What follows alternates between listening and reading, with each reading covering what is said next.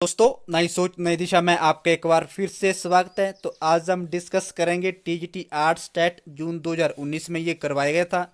जी के पार्ट 2 आपसे डिस्कस करेंगे। एक पार्ट इसका डिस्कस कर चुका हूँ। अगर किसी भी पर्सन ने वो नहीं देखा है तो आप प्लेलिस्ट में जाके भी उसको देख सकते हैं। ये जितने भी क्वेश्चन करवाए जा रहे हैं आपके आने वाले हिमाचल एग्जाम के लिए काफ़ी महत्वपूर्ण है। तो प्लीज़ वीडियो को अंत तक देखें। जो नए हैं वो प्लीज़ चैनल को लाइक शेयर एंड सब्सक्राइब जरूर कर लें ताकि आने वाले हर वीडियो की अपडेट आपको समय समय पर मिलती रहे। तो वीडियो को अंत तक देखें। तो चलते हैं आज के पहले क्वेश्चन की तरफ। ये रहा पहला क्वेश्चन। भारत के संविधान के अंतर्गत मूल अधिकारों का संरक्षक कौन है? जो हमारे भारत के संविधान मूल अधिकार है उनका संरक्षक कौन है? जल्दी से इसका राइट आंसर बताएं। जल्दी से इसका राइट आंसर बताएं। तब तक हम कुछ और बात कर लें। जो संसद होती है वो किससे मिलकर बनती है? संसद किससे मिलकर बनती है? ये बनती है आपकी राष्ट्रपति, लोकसभा एंड राज्यसभा से मिलकर संसद बनती है। अगर आपको एग्जाम में पूछा जाए कि जो लोकसभा की जो संख्या होती है वो कितनी होती है, तो वो होती है आपकी 552 इसकी संख्या है। अगर वर्तमान समय में बात करें तो 545 इसकी संख्या है। ऐसे भी आपके एग्जाम में क्वेश्चन जरूर बनेंगे, तो ध्यान से देखें। तो इसका राइट आंसर बताएं। भारत के संविधान के अंतर्गत मूल अधिकारों का संरक्षण कौन है? तो सी ऑप्शन इज राइट, न्यायपालिका। अगर आपको एग्जाम में पूछा जाए कि वर्तमान समय में न्यायाधीशों की संख्या कितनी है, तो उसकी संख्या है 34। अगर आपको एग्जाम में ऐसा ही पूछ सकते हैं कि न्यायाधीशों की नियुक्ति कौन करता है, तो वो करता है राष्ट्रपति। तो इसे भी आप याद रखें।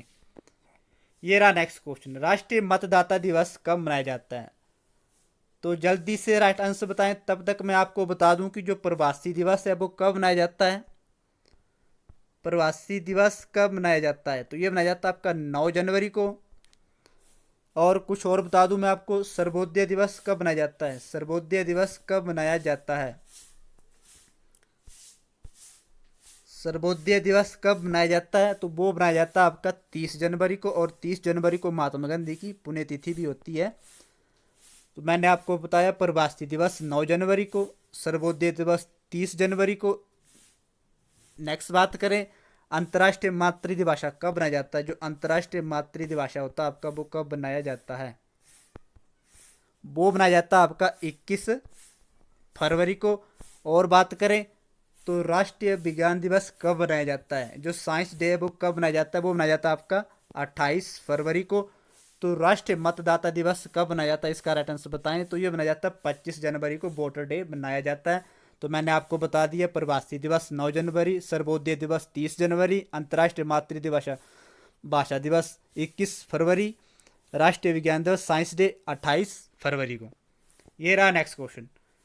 दीर्घ दृष्टि दोष किस लेंस के उपयोग से ठीक किया जाता है? दीर्घ दृष्टि दोष किस लेंस के उपयोग से ठीक किया जाता है? तो राइट आंसर बताना है। तब तक मैं आपको इसके बारे में कुछ और बता दूं। जो अवतल लेंस होता है उसमें एक प्रतिबिंब प्रतिबिंब बनता है, वो आपको कैसा दिखाई देता है? ऐसे भी क्वेश्चन आपके साइंस में पूछे जाते हैं। जो अवतल दर्पण पर जो प्रतिबिंब दिखाई देता है आपको, वो कैसा दिखाई देता है? वो दिखाई देता है बड़ा वो वास्तविक। बड़ा वो वास्तविक। अगर बात करें उत्तल लेंस पर जो बना प्रतिबिंब आपको कैसा दिखाई देता है? वस्तु से छोटा एवं आभासी दिखाई देता है। तो 3-4 क्वेश्चन मैंने आपको यहाँ से बता दिए। अगर आपको अवतल लेंस में पूछा जाए कि जो प्रतिबिंब आपको दिखाई देता है वो दिखाई देता है बड़ा वास्तविक। अगर उत्तल लेंस की बात करें तो वो दिखाई देता है वस्तु से छोटा एवं आभासी दिखाई देता है। तो दीर्घ दृष्टि दोष किस उपयोग से ठीक किया जाता है? तो ए ऑप्शन इज राइट, उत्तल लेंस से ये ठीक किया जा सकता है। ये रहा नेक्स्ट क्वेश्चन। किस वर्ष मूलभूत कर्तव्य को भारत के संविधान में जोड़ा गया था? तो जल्दी से इसका राइट आंसर बताएं। तब तक मैं आपको मूलभूत कर्तव्य के बारे से परिचित करवा दूं कि ये जो एक सरदार स्वर्ण सिंह की समिति की सिफारिश पर, सरदार स्वर्ण सिंह की समिति की सिफारिश के द्वारा 42वें संविधान में संशोधन किया गया था। उनके द्वारा ये संविधान मूलभूत कर्तव्य को जोड़ा गया था। अगर आपसे अनुच्छेद पूछा जाए एग्जाम में तो 51 को मौलिक अधिकार में से रखा गया है और सरदार स्वर्ण सिंह की सिफारिश के द्वारा मूल भोक्तव्य को संविधान में जोड़ा गया था। और कब जोड़ा गया था, राइट आंसर बताएं। तो बी ऑप्शन राइट, 1976 में इसे जोड़ा गया था। अगर आपसे अनुच्छेद पूछा जाए तो 51 को और किसके द्वारा जोड़ा गया था, सरदार स्वर्ण सिंह के द्वारा इन्हें जोड़ा गया था। और आपसे एग्जाम में पूछा जाए कि जो मूलभूत कर्तव्य है वो कहाँ से लिए गए हैं, वो लिए गए आपके रूस से लिए गए हैं। ये रहा नेक्स्ट क्वेश्चन। हिमाचल प्रदेश सरकार ने परागपुर को कब विरासत गांव घोषित किया था। आप तो पहले मुझे ये बताएं, जो वो परागपुर गांव है वो हिमाचल प्रदेश के किस जिले में स्थित है और इसे विरासत में कब घोषित किया गया था। 4 ऑप्शन आपको दिए गए हैं, राइट आंसर बताएं। वीडियो को अंत तक देखें। इस चैनल के माध्यम से आपको एक्स्ट्रा भी बताया जा रहा है। जितने क्वेश्चन मेरे से हो रहा है मैं आपको बता रहा हूँ, ताकि आने वाले एग्जाम में आपको किसी भी प्रकार की कोई दिक्कत ना हो। तो ये विरासत में घोषित किया था 5 दिसंबर 1997 में से घोषित किया गया था। आप मुझे ये बताएं, जो परागपुर गांव है वो हिमाचल प्रदेश के किस जिले में स्थित है। ये रहा नेक्स्ट क्वेश्चन। इनमें से किस पहाड़ी श्रृंखला में टोडा बेटा चोटी स्थित है। ऐसी कौन सी पहाड़ी है जिसमें जो टोडा बेटा चोटी स्थित है। तो 4 ऑप्शन आपको दिए गए हैं, राइट आंसर आपको बताना है।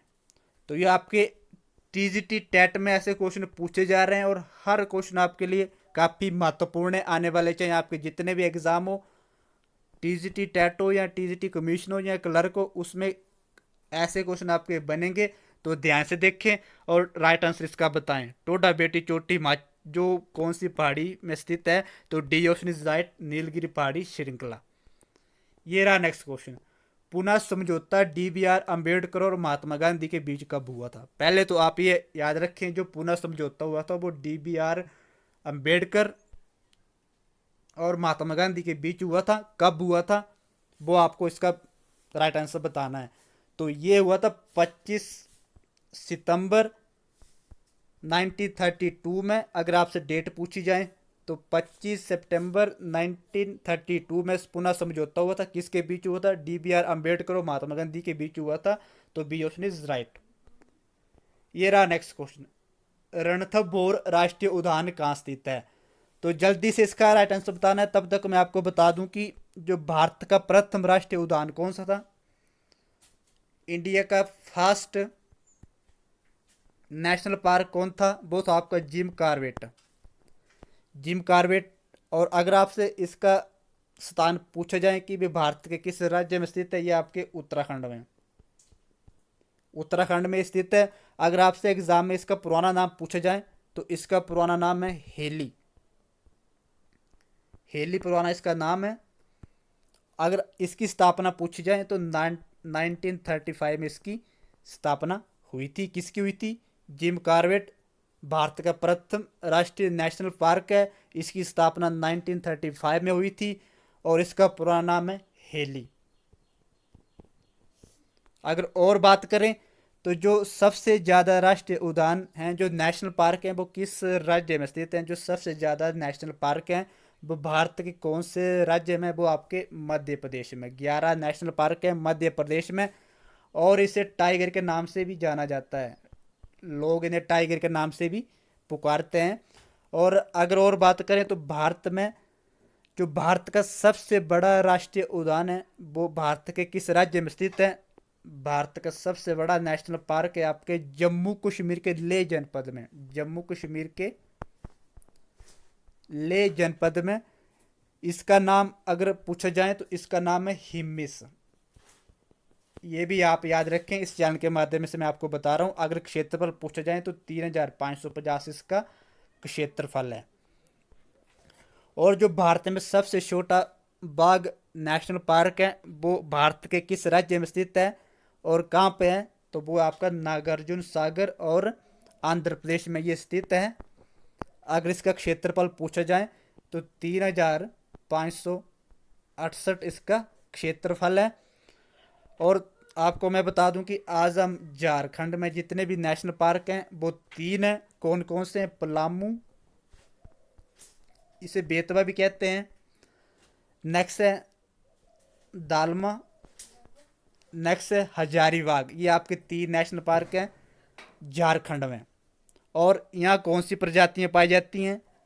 हाथी एंड हिरन एंड तेंदुआ एंड सांबर एंड जंगली सूर, ये आपके झारखंड में पाए जाते हैं। तो 3 नेशनल पार्क हैं आपके झारखंड में। तो रणथंभौर राष्ट्रीय उद्यान कहाँ स्थित है? तो B option is right, Gujarat में। आशा करता हूँ कि जितने भी मैंने आपको बताया कि सबसे बड़ा कौन है, सबसे सबसे छोटा कौन है, उसके बारे में भी आपको मैंने बताया। तो आशा करता हूँ कि आने वाले एग्जाम में आपको किसी भी प्रकार की कोई दिक्कत नहीं होगी। अगर इस टाइप के क्वेश्चन पूछे जाएं तो आप गलत नहीं कर पाएंगे। ये रहा नेक्स्ट क्वेश्चन। विटामिन डी की कमी पैदा करता है। तो विटामिन डी की कमी से कौन सा रोग होता है? पहले तो आप मुझे ये बताएं, विटामिन डी की कमी से कौन सा रोग होता है? रिकेटस। और जो विटामिन सी की कमी से कौन सा रोग होता है? स्कर्वी। विटामिन ए की कमी से कौन सा रोग होता है? रतोंगी। तो इसका राइट आंसर क्या है? B option is right. ये रहा नेक्स्ट क्वेश्चन। कर्क रेखा निम्न में से किस राज्य से नहीं गुजरती है? तो इसमें से आपको बताना कि जो कर्क रेखा है वो किस राज्य से नहीं गुजरती है। तो राइट आंसर बताएं। तो डी ऑप्शन इज राइट। तो जो कर्क रेखा है आपकी, उसमें से भी आपका चाहे टीजीटी कमीशन हो चाहे टेट हो, उसमें ऐसे क्वेश्चन पूछे जाएंगे। तो डी ऑप्शन इज राइट। ये रहा नेक्स्ट क्वेश्चन। वर्ष 2018 का नोबेल शांति पुरस्कार किसे दिया गया? वर्ष 2018 का नोबेल शांति पुरस्कार किसे दिया गया? अगर इसके बारे में बात करें तो अगर कई बार एग्जाम में आपसे ऐसे पूछा जाए कि इसकी शुरुआत कब हुई थी, तो 1901 में इसकी शुरुआत हुई थी। और 1969 में ये अर्थशास्त्र में भी दिया जाने लगा था। ये पुरस्कार, नोबेल शांति पुरस्कार 1969 में भी दिया जाने लगा था। अगर बात करें वर्ष 2018 का नोबेल शांति पुरस्कार किसे दिया गया था, तो सी ऑप्शन इज राइट, ये दोनों को दिया गया था। डेनिस मुक्वेगे एंड नादिया मुराद को दिया गया था। शुरुआत कब हुई थी? 1901 में। और 1969 में ये अर्थशास्त्र में भी दिया जाने लगा था। ये रहा नेक्स्ट क्वेश्चन। निम्नलिखित में से किस भारतीय को रमन मैग्सेसे 2018 पुरस्कार मिला? तो इसमें से आपको बताना कि जो रमन मैग्सेसे पुरस्कार था 2018 को, वो किसे दिया गया था। अगर इसके बारे में बात करें, जो भारतीय को रमन मैग्सेसे पुरस्कार दिया जाने लगा, ये एशिया का सबसे बड़ा पुरस्कार है। और जो फिलीपींस के राष्ट्रपति थे उनका नाम था रमन मैग्सेसे। उनके पुण्यतिथि के पर यह पुरस्कार दिया जाता है। जो फिलीपींस के राष्ट्रपति थे थर्ड रमन मैग्सेसे उनका नाम था, उनके पुण्य की तिथि पर ये पुरस्कार दिए जाने लगा। और इसकी शुरुआत कब हुई थी? 1957 में इसकी शुरुआत हुई थी। और ये 5 क्षेत्र में दिया जाता है, तो आप इसे भी याद रखें। और एशिया का सबसे बड़ा नोबेल पुरस्कार इसे माना जाता है। और इसका राइट आंसर बताएं तो C option is right, Bharat Vatwani and Sonam Wangchuk को यह पुरस्कार दिया जाने लगा। इसकी शुरुआत 1957 में हुई थी। और जो फिलीपींस के राष्ट्रपति थे तीसरे, उनका नाम था रमन मैग्सेसे, उनके पुण्यतिथि के ऊपर यह पुरस्कार दिया जाता है। ये रहा नेक्स्ट क्वेश्चन। 2020 ओलंपिक खेलों की मेजबानी कौन सा देश करेगा? 2020 ओलंपिक खेलों की मेजबानी कौन सा देश करेगा? तो जल्दी से इसका राइट आंसर बताएं। भारत, इंग्लैंड, चीन, जापान। तो इस बार तो ओलंपिक खेल हो गए नहीं, क्योंकि कोरोना वायरस चल फैला हुआ है पूरे भारत में। तो इस बार ये नहीं हो गए। तो पिछले साल का ये क्वेश्चन है करंट अफेयर का। तो राइट आंसर बताएं। तो ये था आपका जापान में। 2020 के जो ओलंपिक खेल होने थे वो जापान में होने थे, पर कोरोना वायरस के चलते इस बार ये नहीं हो पाएंगे। ये रहा नेक्स्ट क्वेश्चन। 2018 राजीव गांधी खेल रत्न पुरस्कार किसको मिला? जो 2018 का राजीव गांधी खेल पुरस्कार किसको मिला? तो जल्दी से इसका राइट आंसर बताएं। तो अगर आपको कई बार एग्जाम में यही पूछ लिया जाता है कि राजीव गांधी पुरस्कार की स्थापना कब की गई थी और कब से ये पुरस्कार दिए जाने लगे थे। 1992 में ये पुरस्कार दिए जाने लगे थे। और जो भी पर्सन खेलों में अच्छा प्रदर्शन करता है तो ये पुरस्कार दिए जाते हैं, राजीव गांधी खेल पुरस्कार तो ये किसे दी गया, तो C option is right, Virat Kohli, Mirabai Chanu, C option is right. शुरुआत कब हुई थी, 1992 में इसकी शुरुआत हुई थी। ये रहा नेक्स्ट क्वेश्चन, किस देश ने 2018 का हॉकी वर्ल्ड कप जीता, किस देश ने 2018 का हॉकी वर्ल्ड कप जीता, तो जल्दी से इसका राइट आंसर बताना है। तो इसका राइट आंसर होगा बेल्जियम, इसने 2018 का हॉकी वर्ल्ड कप जीता था। ये रहा नेक्स्ट क्वेश्चन, डेसिबल का उपयोग निम्नलिखित में से किसकी तीव्रता मापने के लिए किया जाता है, जो डेसिबल का उपयोग निम्नलिखित में से किसकी तीव्रता को मापने के लिए किया जाता है, तो ए ऑप्शन इज राइट, ध्वनि को मापने के लिए किया जाता है किसका उपयोग, डेसिबल का। ये रहा नेक्स्ट क्वेश्चन, महात्मा गांधी दक्षिण अफ्रीका से भारत कब लौटे, तो जल्दी से इसका राइट आंसर बताएं।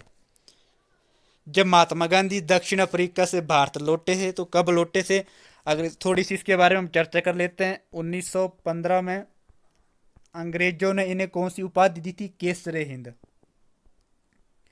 जब 1915 में महात्मा गांधी दक्षिण अफ्रीका से भारत आए थे तो इन्हें अंग्रेजों ने कौन सी उपाधि दी थी, केसरे हिंद।